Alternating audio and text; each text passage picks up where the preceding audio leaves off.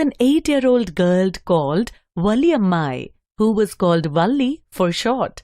Her favorite hobby was to stand at the front doorway of her house watching what was happening in the street outside.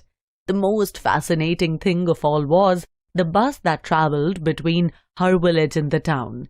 Day after day, she watched the bus, and a desire to travel in the bus grew strong in her heart. The fare of one-side journey in that bus was 30 paise.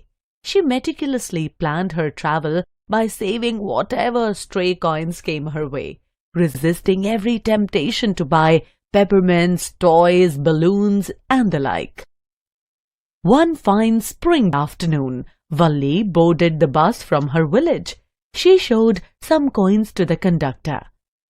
"I simply have to go to the town, and here's my money," the conductor said jokingly. "Here, have a seat right up there in front. Everybody move aside, please. Make way for madam." The bus moved along the bank of a canal. Valli stood on her seat and looked outside through the window.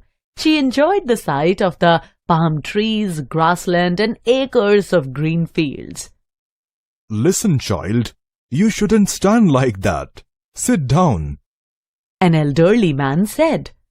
"There is nobody here who is a child," Valli said haughtily. "But if you stand on the seat, you may fall and hurt yourself when the bus makes a sharp turn or hits a bump. That's why we want you to sit down, child," said the conductor. "I'm not a child, I tell you," she said irritably. "I'm 8 years old." An old woman came and sat near her. She had big holes in her earlobes and she was chewing betel nut. Suddenly, Valli saw a young cow running very fast in front of the bus. The driver blew the horn loudly and the cow got frightened and ran in full speed. Valli found it was funny. She laughed and laughed until there were tears in her eyes. On the way, the bus stopped at a railroad crossing. A train crossed the gate with great speed. Finally, the bus reached the town. There were many shops and big crowd in the town. Valli was struck dumb with wonder. "Hey lady, aren't you ready to get off?" the conductor asked. "No, I'm going back on this same bus. I just felt like having a bus ride, that's all." Valli took another 30 paise from her pocket and gave it to the conductor.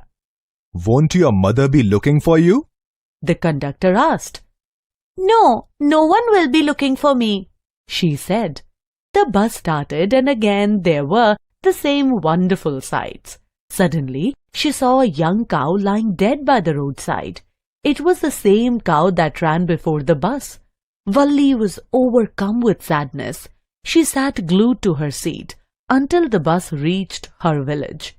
Then she turned to the conductor and said, "Well, sir, I hope to see you again."